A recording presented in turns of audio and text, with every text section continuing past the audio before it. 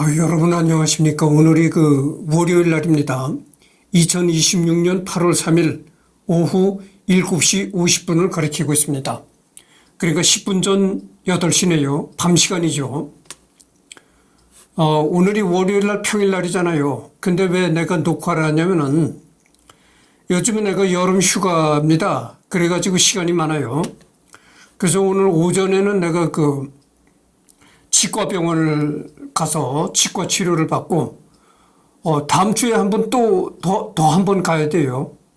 그래서 치과 치료를 받는 그런 과정이 있고, 그래서 오전엔 치과병원에 갔다 왔고, 그래서 이제 오후 늦게 또 이제 녹화를 하게 됩니다. 근데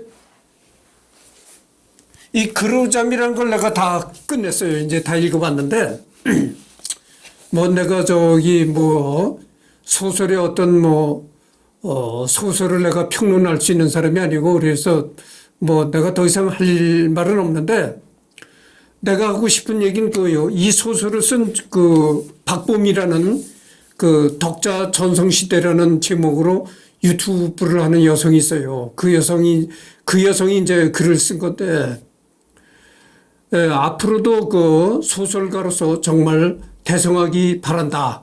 이런 말만 내가 하고 싶습니다. 그리고, 여기서부터 할 차례죠. 형제가 떠난 이후, 오빌이 죽고 10년도 안 돼 미국에선 라이트 형제붐이 일어난다. 제2차 세계대전의 승리, 한때 대영 제국이었던 영국의 추락, 영국을 대신한 미국의 초강세 속에서 위대한 미국 붐이 일어났고, 미국은 이런 분위기 속에서 외국에 자랑할 이야기들을 찾다가 뒤늦게 라이트 형제를 발굴해냈다. 이윽고 그들이 살아있을 적에 그토록 지독하게 쏟아졌던 온갖 비난과 충상무략은 온데간데 없어졌고 국가적 위인 대우를 받기 시작했다. 그러니까 이게 그래요. 내가 전번에 슈베르트 할 때도 내가 이런 얘기를 했는데, 물론 죽어서도 알아주면 다행이죠. 죽어서도 알아주는 게 다행이지만, 그럴 바에는 살았을 때 알아주는 것이 더 좋지 않았겠는가 이런 생각을 합니다. 이 라이트 형제도 그렇다는 거죠. 라이트 형제도 미국에서 그렇게 시큰둥하게 그렇게 반응을 보였었는데, 오히려 라이트 형제가 다 세상을 떠나고 나니까 그때서야 이제 위인 대우를 해주고 이제 그랬단 얘기죠. 1955년에서야 라이트 형제의 위인전이 출판되었고, 미국은 영국에 전시 중이던 플라이어 1호를 돌려달라는 요구를 한다.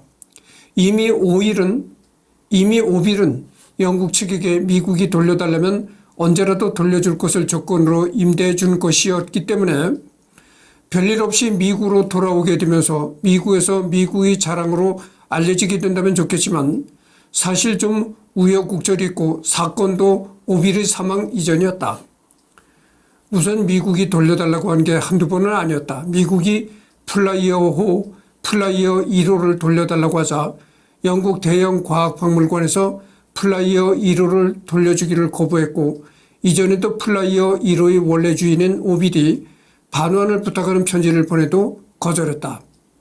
그런데 루프트 바페의 런던 폭격으로 런던이 쑥대밭이 되고 웨스트민스터 사원에도 폭탄이 떨어져 난리가 나고 총리 관저 근처에도 폭격이 떨어지는 등 여기저기에 무차별적인 폭격을 맞자 박물관도 박살날 가능성이 커져 기체를 지키기 힘들어지자 결국 플라이어 1호를 미국으로 보냈다.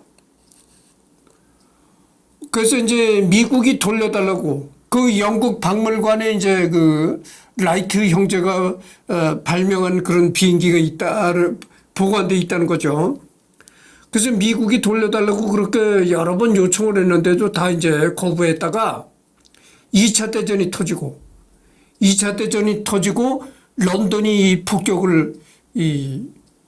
공중 폭격을 이렇게 많이 받다 보니까 총리 관저 근처에도 막 폭탄이 떨어지고 무차별적으로 그렇게 폭탄이 떨어지고 그러니까 야 이거 안 되겠다.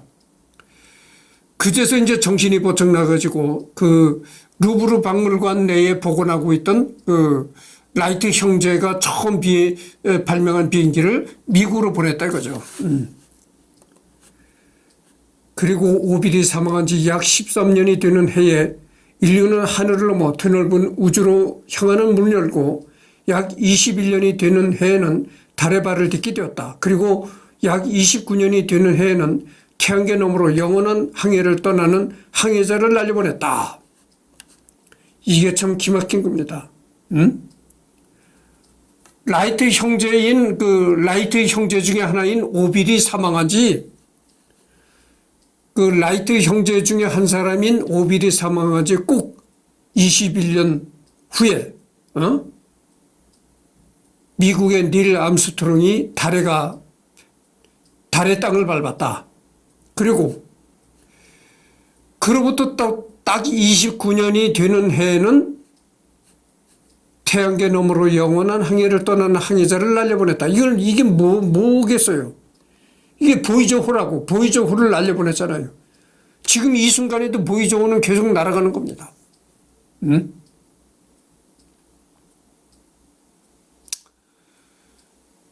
그러니까 이게 항공 발전이 얼마나 급격한 발전을 했는가를 우리가 알 수 있는 겁니다.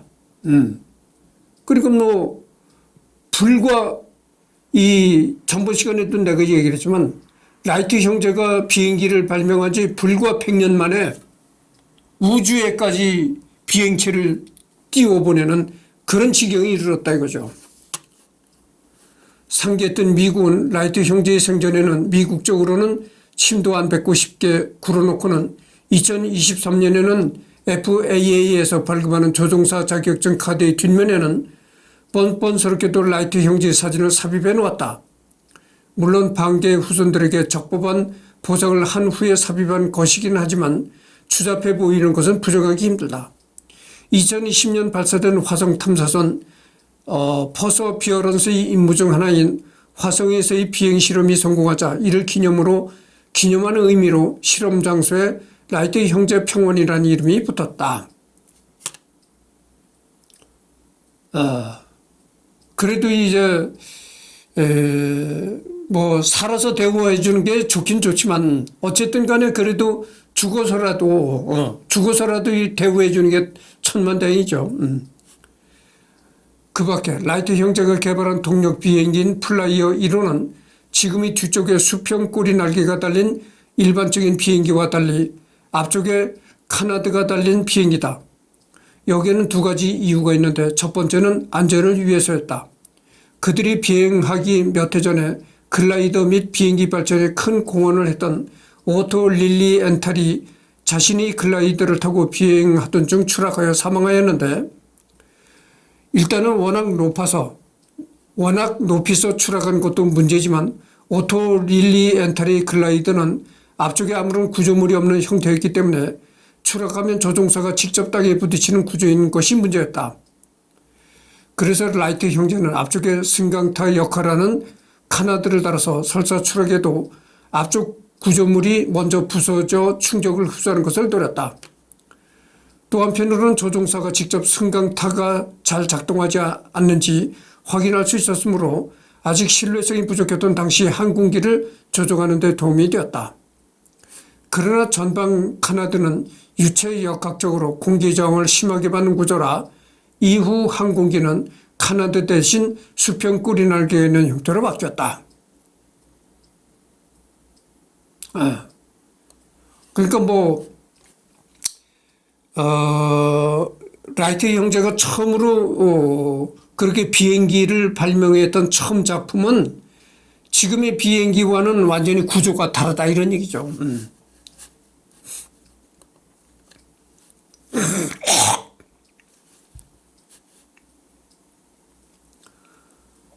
그러니까 이제 처음에 발명한 제품은 언제든지 미흡한 점이 많은 거죠. 그러니까 이제 시일이 가면서 그렇게 미흡한 점을 하나하나 개선하는 자꾸 이렇게 발전을 보이는 거죠.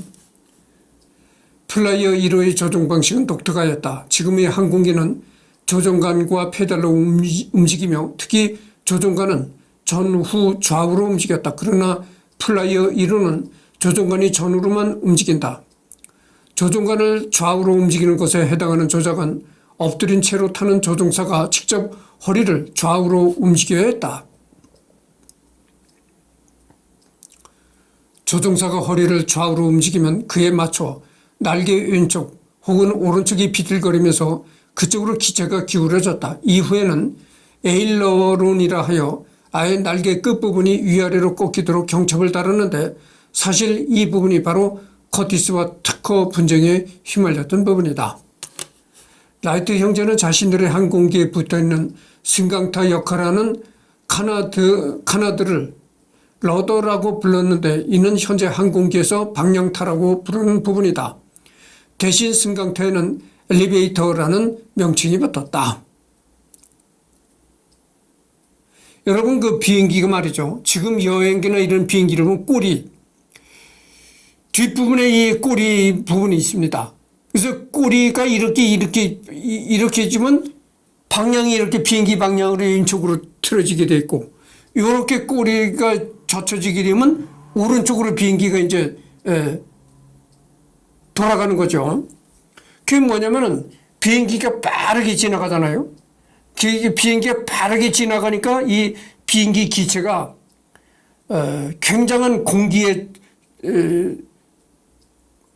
공기와 마찰하게 되는 겁니다.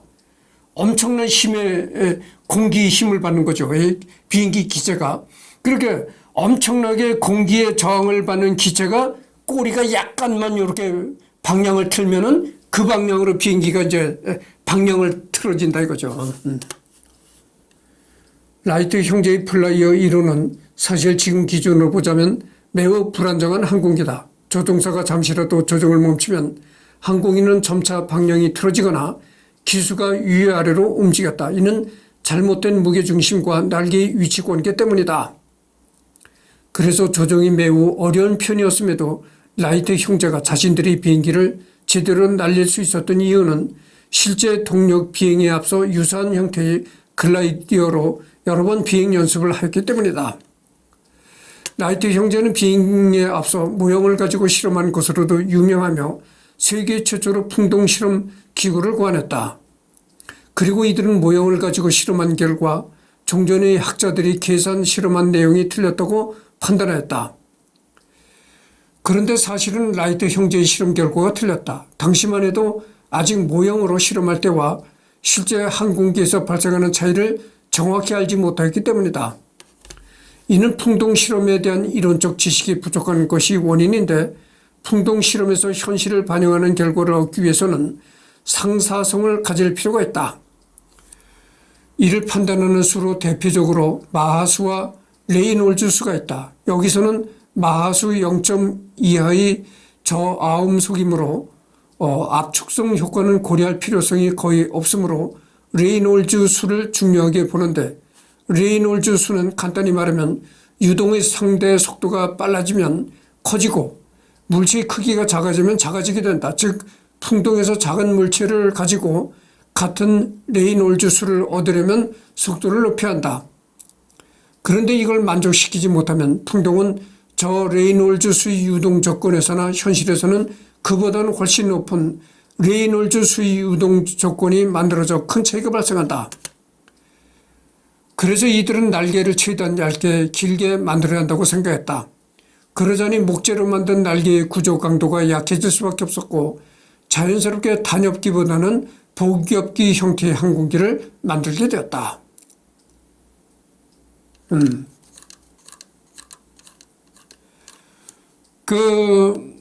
이제 라이트 형제가 처음 발명한 비행기가 이거라고 했잖아요. 이게 이제 1903년 12월 17일에 이제 플라이어 1호를 이제 시험적으로 비행하는 장면인데 이걸 보십시오. 날개가 위아래로 이렇게 이중으로 되어 있잖아요. 근데 이 날개가 이 목재로 되어 있다는 겁니다. 나무. 그러니까 뭐 정말 허접하죠. 어쨌든 간에 아무리 이렇게 허접해도 공중을 나를 수 있었다는 거. 인류 최초로 공중을 나를 수 있었다는 그것이 상당했던 거죠.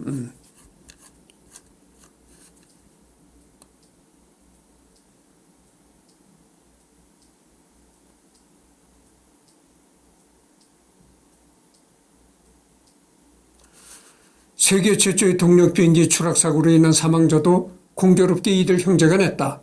1909년 오빌 라이트가 조종하던 비행기가 추락하여 오빌은 늑골 4개와 왼쪽 다리뼈가 부러지는 중상을 입었고, 공식 관측자로서 탑승하고 있던 미 육군 장교 토머스 셀프리지 중위는 2개의 골절상을 입고 육군병으로 후송되었으나 부상이 너무 심해 그날 밤 사망했다. 그러니까 뭐 이렇게 허접하고 참 여러 가지를 미흡했던 그때 발명 당시에 그 비행기를 타고 비행을 하다가 이 추락을 해가지고 라이트 형제 중에 한 사람이었던 오빌은 이 갈비뼈 4개가 부러지고 왼쪽 다리뼈가 부러지는 그런 중상을 입었고, 거기에 또 같이 탔던 이제 미군 육군 장교 토머스 셀프리지 중위는 머리뼈가 부러졌다 이거죠. 머리가 이제 박살났다.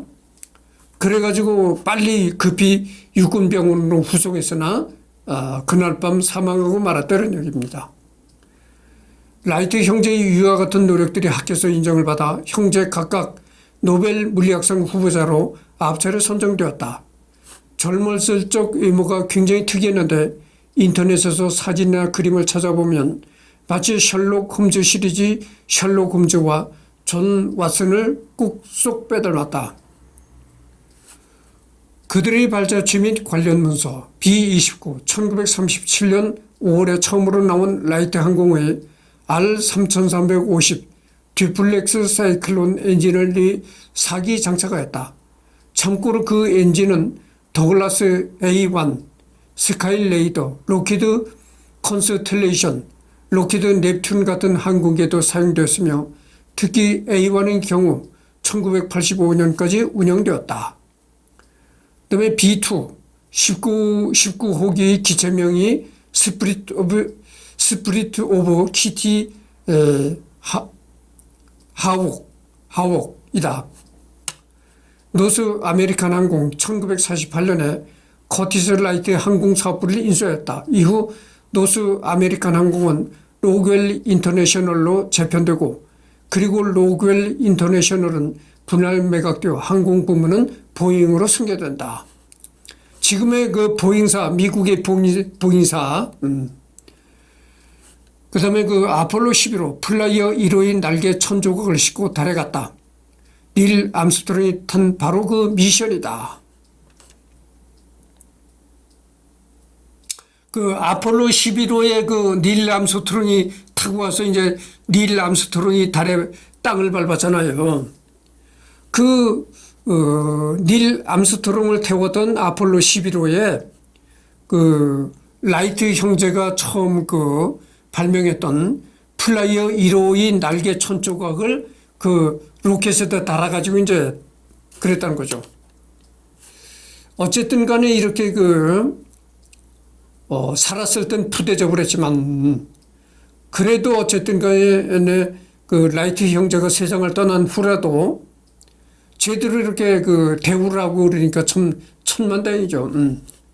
로키드 마틴.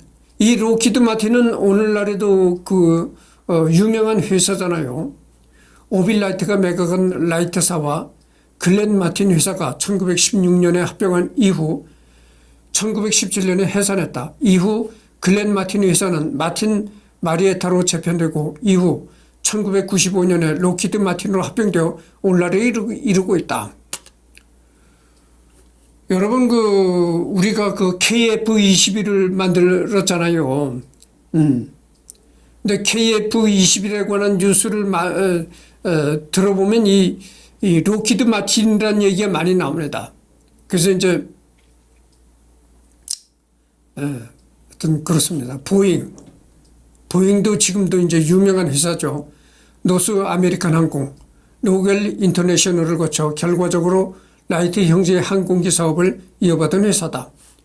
커티스 라이트, 오빌 라이트가 세운 회사를 전신을 하는 항공, 원자력 발전, 금속 방면의 대기업으로 수차례 인수합병을 거쳐서 1929년 이래 현재의 형태로 존속해 있다. 인수합병의 역사 자체가 라이트 형제의 순환사를 그대로 담고 있다. 현재도 항공 관련을 다 손놓은 것은 아니어서 보잉과 로키드에 꾸준히 부품을 설계하고 납품하는 협력을 하고 있다. 네, 블렛 휘트니 1925년 당시 라이트 항공의 대표이사이던 프레더릭 렌트 슐러가 사임하며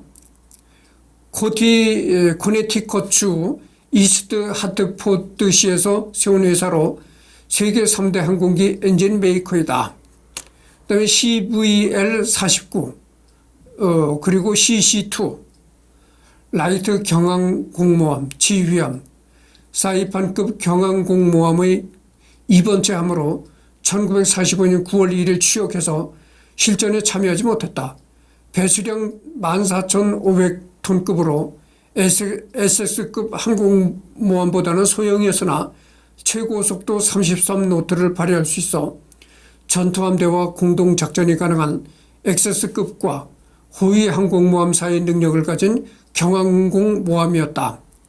1962년엔 지휘함으로 개조돼 CC2 라이트로 재지정되었으며 1970년까지 활동했다. 그 다음에 키티오급 항공모함 네이십 키티오크는 라이트 형제가 첫 동력 비행 실험을 성공했던 키티오크에서 따왔다.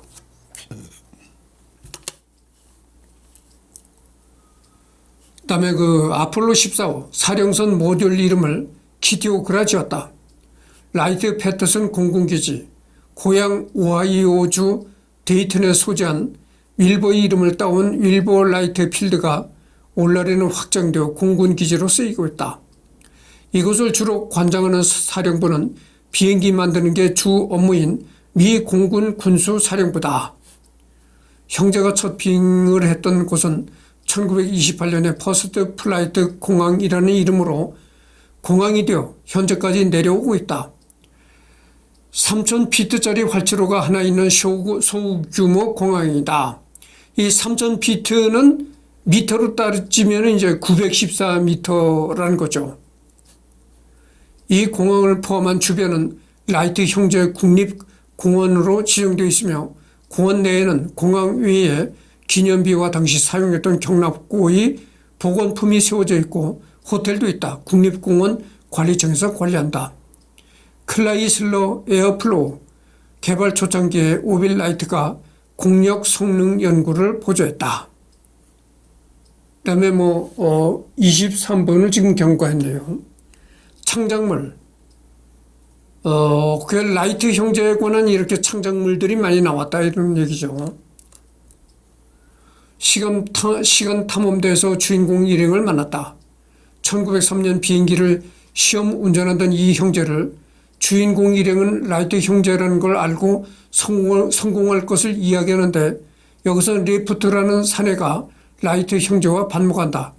그는 사람은 새처럼 스스로 날아야 한다고 주장하며 글라이더 비슷한 걸 만들지만 연애에 실패했다. 그러다가 램프의 바바를 보곤 하하하 웃으며 램프의 바바 옷차림을 하고 날아보려는 샬랄라 공주 말대로 하는데 물론 즉시 추락하기 일쑤였다. 되려 이걸 보던 돈데크만이 역시 사람은 라이트 형제처럼 비행기로 날아야 한다고 어이없어 한다.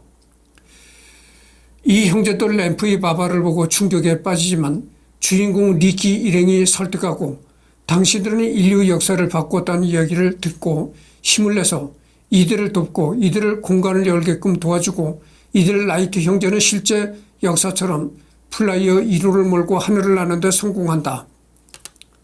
그리고 마지막에는 정신이 나간 건지 리프트가 여전히 램프의 바바 옷차림을 하며 하하하하 웃음과 함께 하늘을 날려다가 계속 넘어지며 이 에피소드가 끝난다. 여러 가지가 나오네요.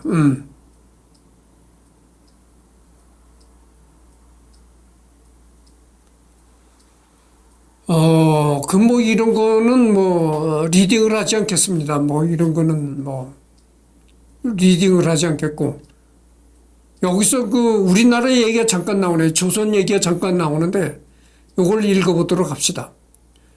고종 군밤의 왕에서는 공기역학에 관해 조언을 얻고자 스미스 소년재단의 세뮤얼 랭글리 박사를 찾아갔다가 우연히 조선 정부가 동력 비행 분야의 발전 가능성에 주목하고 있으며 찾아오면 누구든지 물심양면으로 지원해줄 준비가 됐다는 것을 알게 되어 그 길로 태평양을 건너 양주에서 플라이어 1호를 개발 시작했다. 도중에 비행기 개발의 추구를 앞둔 전기 뜨거운 감자로 떠올라 마음고생을 했지만 빵빵한 지원 덕에 원 역사보다 3년 빠른 1900년에 귀남이 참관한 자리에서 동력 비행에 성공했다. 이후 융비 총국과 협력하여 전투기 개발에 나섰다.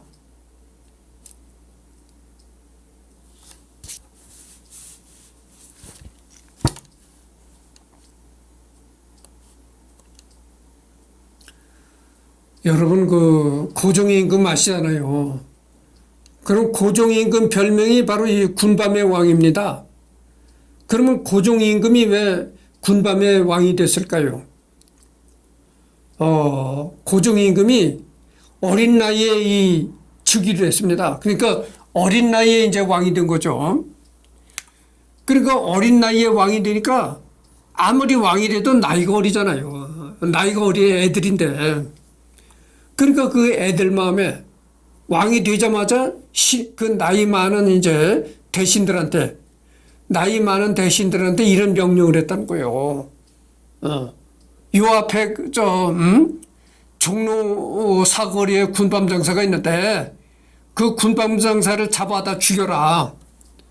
왜냐면은 이 고종임금이 왕이 되기 전에 길거리를 지나간 이 고종임금 아버지가 흥선대원군이잖아요. 흥선대원군 손을 잡고서는 이 종로거리를 아마 다녔던 그런 기회가 있었나 봐요. 길을 다니다 보니까 군밤 장사가 군밤을 팔더라 이거야. 그래서 군밤을 달라고 했더니 군밤 장사가 안 판다고 그랬던 모양이야.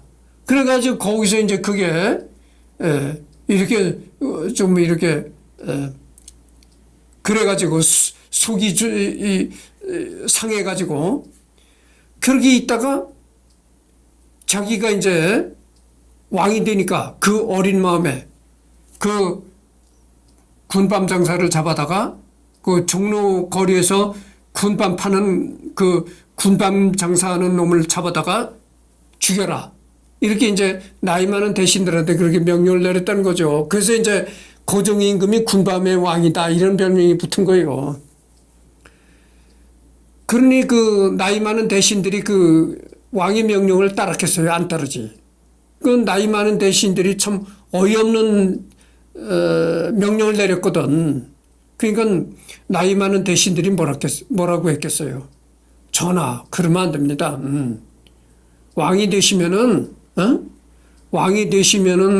국가적인 일이라든가 이런 데에 집중하시고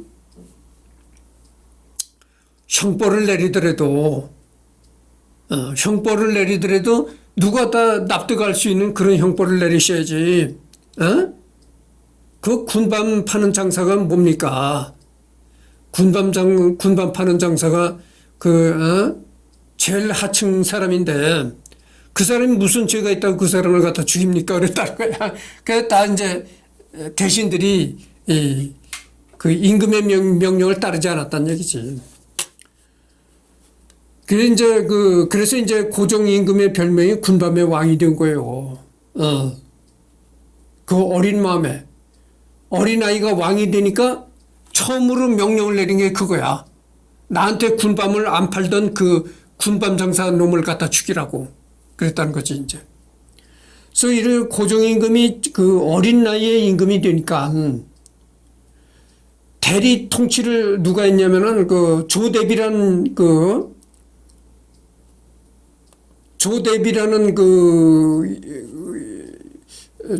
왕비, 그러니까 전 왕비죠. 전 임금의 왕비가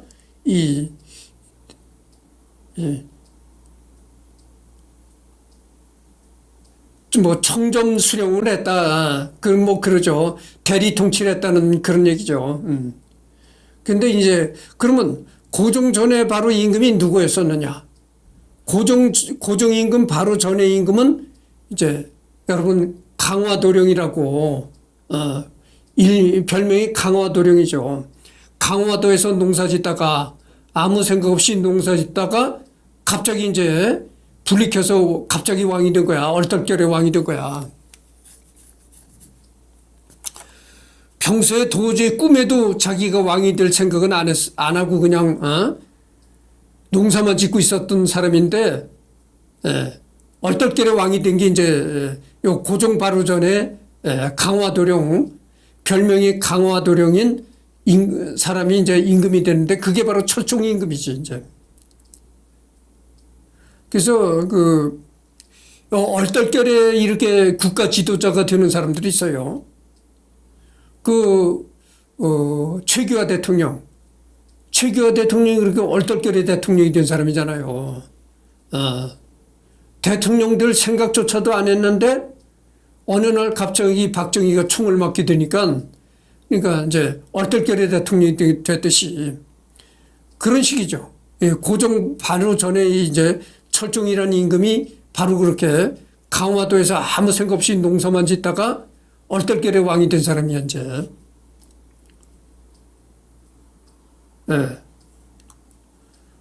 그래서 여기 여러 가지 얘기가 나오는데 이게 읽을 게 없어요. 읽을 게 없고 둘러보기.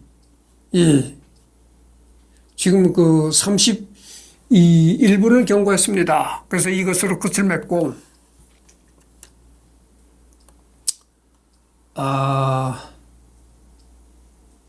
그래서 라이트 형제는 다 끝났습니다. 라이트 형제는 다 끝났고 내일도 시간이 있으니까 내일은 또 사람을 선정해 가지고 해야 되겠죠. 해야 되는데 바로 전에 내가 이거 라이트 형제와는 아무런 상관이 없는 우리나라 얘기인데 내가 왜 라이트 형제와는 아무런 상관이 없는 우리나라 얘기를 하느냐면은 여기 이제 고종임금 군밤의 왕이라는 얘기가 나와서 이제 이런 얘기를 하게 된 겁니다. 그래서 여러분들 철종임금이 강화도에서 농사만 짓다가 어느 날 갑자기 얼떨결에 왕이 됐다고 하잖아요. 그랬으니까 철종이라는 그런 임금은 조선시대 어느 왕보다도 지식이 좀 부족한 왕이었다 이렇게 볼 수가 있는 겁니다. 그렇잖아요. 강화도에서 농사를 짓던 사람인데 여는 왕들은 그렇잖아요. 여는 왕들은 다 아버지 왕으로부터 다 요즘 말로 하면 대권 수업을 받고 아버지를 따라다니면서 장차 왕으로서 이제 수업을 받고 이러는데 그러면서 이제 한문 공부도 많이 하고 그러는데 강화도에서 농사만 짓던 사람이 꿈에도 이 왕이 될 생각을 안 했던 사람인데 글 공부는 많이 했겠어요. 그러다가 어느 날 갑자기 얼떨결에 왕이 된 거야. 그러니까 어떻게 되겠어요. 그러니까 이 철종이라는 임금은 조선시대 다른 왕들보다도 배운 게 없었다고 봐야 돼. 지식이 많지 않았다 이런 얘기죠. 근데 이 철종 임금이 왕을 오래 하지도 못했습니다. 왕을 좀 하다가 아주 곧바로 병이 들어서 이제 떠났거든. 그래서 이 왕이란 자리가 참 좋긴 한데 그 전에 왕이 되면 권력이 있고 권력이 생기고 많은 궁녀들이 생기고 얼마나 좋습니까? 그렇지만 옷도 자기 몸에 맞는 옷을 입어야 하듯이 이 벼슬도 그렇다는 얘기죠. 이 직책도 자기 능력에 맞는 거래야지 능력에 벗어나는 그런 직책을 갖게 되면은 굉장한 스트레스를 받아서 일찍 죽는다 이런 얘기죠. 그래서 이 고종 바로 전에 했던 임금이 철종인데 이 철종 임금이 강화도에서 농사만 짓다가 이제 얼떨결에 왕이 됐다가 자기 신분에 맞지 않는 그런 어느 날 갑자기 자기 신분에 어울리지 않게 왕이 됐거든. 그러니까 거기서 오는 스트레스가 많았던 모양이야. 그래서 얼마 왕을 하지 못하고 일찍 세상을 떠났어요. 그러다 보니까 어떻게 되겠어요? 이 철종이란 철종 임금한테는 아들이 없었다고 또. 그 아들이 없었기 때문에 왕자리를 이어받을 사람이 없잖아요. 왕자가 없다 이런 얘기지. 그러니까 이 철종과는 이 고종과 고종의 임금과 철종과는 아무런 직계적인 그런 건 없는데 한마디로 반계죠. 그러니까 고종의 임금이 철종의 임금의 아들이 아니다 이거죠. 그냥 이제 이 족보상으로 이제 같은 전주이시고 그러니까 이제 고종을 이제 택하게 된 거죠.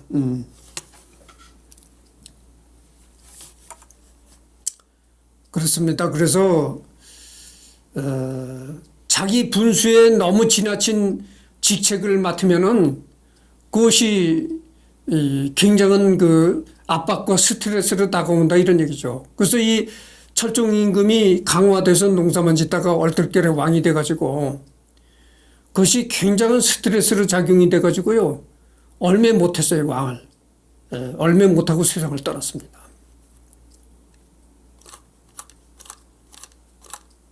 여기까지 했습니다. 여기까지 하고서는 하여튼 내일은 또 다른 사람을 선정해서 하도록 하겠습니다.